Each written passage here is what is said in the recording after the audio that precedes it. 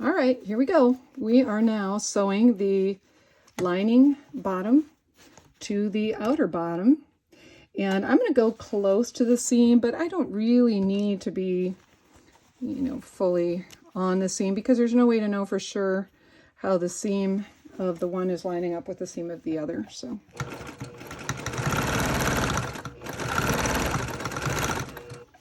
now I'm coming in here and just making sure this is the outer bottom and this is the lining bottom. I'm going to line them up.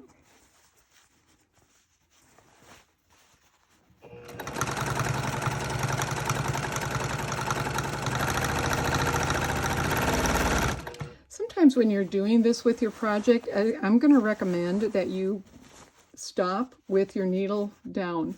You see my needle is down in my project because sometimes as we're tugging, we can pull our project away from the faceplate, and so that when we start, we've actually got to skip stitch. So for the most part, in my sewing, I really like to stop and see. Now I'm going to go in that hole and turn things around a little bit. Now I've got access again. But I pretty much, when I'm sewing, I stop with my needle down because I like to tug and arrange my project as I go and make sure things are still looking like they should. And I don't like when it loses its place and skips a stitch or skips a space. I don't like the way that looks on a project. So, okay. Now I'm making sure that it's possible that I could get some fabric accidentally, from this area up under here and caught in my seam. So take your time to do like I'm doing. I'm looking underneath here and making sure that my fabric is where it belongs, or at least I hope I am. Sometimes I think I have, and then I turn my project and I have a problem. But when that happens, I look at that and I think, well, that's a good teaching moment because even the teacher can have adventures. That's what I call those, adventures. All right. If you're more comfortable, you could baste this, hand baste it all together.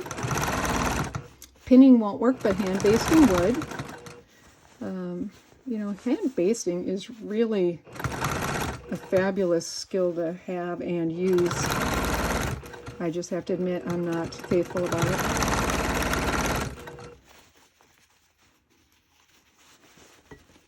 When I do hand baste, you can trust me that that is a procedure you're going to want to do. If I've done it, you're really going to want to do it. But I tend to not do it when I could otherwise make my life easier by doing it. All right, so let's adjust the camera. Get a little bit taller. All right. And we are about to try and figure out how do we get this to turn the right way out again. It's a good question, isn't it? All right, so I'm going to have to wiggle around until I find that hole. Remember, we left a hole in our lining.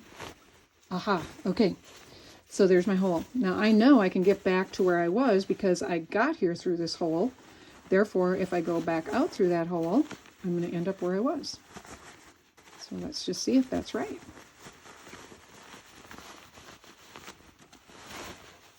And I'm just going to keep turning until I see something I want to see. Look at that. So now my bag is inside out, and I'm going to leave it that way for a minute because, well, look at that. That's how the inside of my bag looks. So you see there's not a lot of extra fabric in here, and that's going to keep my stuff from taking over the entire space of the bag. It's going to contain it.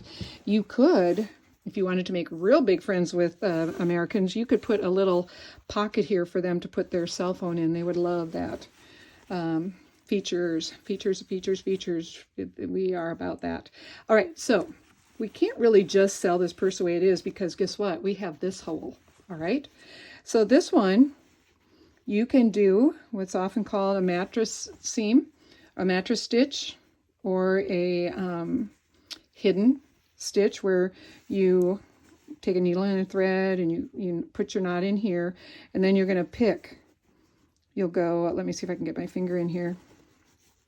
I think we talked about this in another video, where you go underneath in this fold in the fold, come out, and then go straight across, go in the fold, go straight across, go in the fold, straight across. So, you know, you're going 1/8 of an inch, jumping across, 1/8 of an inch, jump back, 1/8 of an inch, jump back. And you just do that until you get all the way to the top. Now, this is long, for me, that is a long, long seam to have to sew. I'll tell you what I do. At this point, I get in here and I will put my machine, I join up right about here, which is about 1 inch over my old seam, and then I just sew as far as I can with my sewing machine until I get to having a much smaller space for hand stitching. So I'm going to leave the camera right where it's at. I'll slide this over a little bit so maybe I'm in the view. I'm a little bit far for you to see up close what I'm doing, but maybe you'll be able to tell. And I can't pull too much through that hole because the more I pull through the hole, the less room I have for sewing. So I'm just going to start right here. I'm starting about 1 inch back, so I overstitch about 1 inch where I had been before. And normally I would be color matching my thread, but I wanted you to be able to see where I'm sewing. So, you know, I just went about 1 inch. Now I made it about 2 inches. And I'm going to pull some of that back. And I will keep doing this until I can get no farther, so that when I'm hand stitching, I'm not having to do as many hand stitches. And plus, I actually started at the top of the opening so that my hand stitching is not where people are going to see it.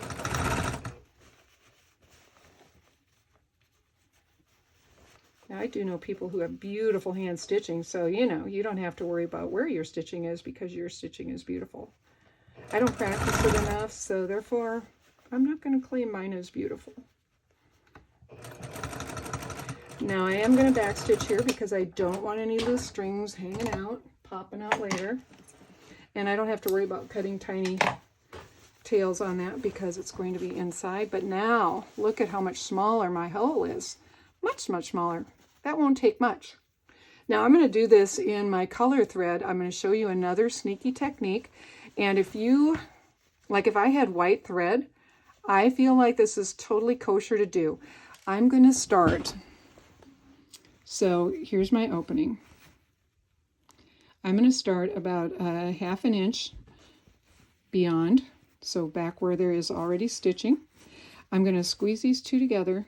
Now I think you'll notice I have them ironed. That is key. Ironing. Iron. Make sure your seam allowances are ironed here. Okay? I'm going to start here, and I am going to sew very close to the edge. Very, very close. Right along here. These are going to be lined up, of course.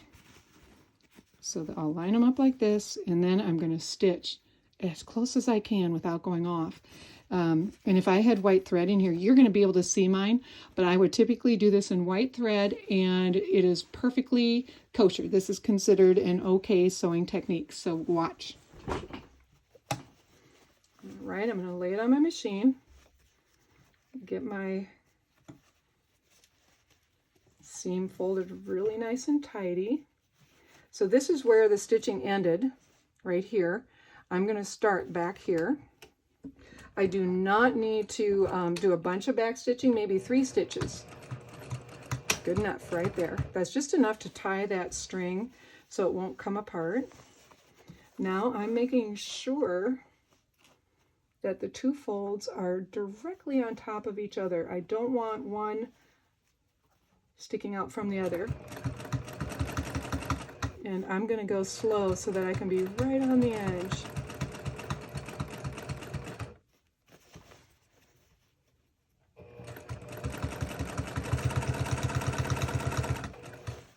This skill is worth developing. 3 stitches for a lock. Now, I am going to trim those strings right next to the fabric. Same with this one, right next to the fabric. Because remember, I did that little lock stitch, so I'm fine. I'll bring this up here where you can see it. So you see how close to the edge that is? Perfect. Now, look at this.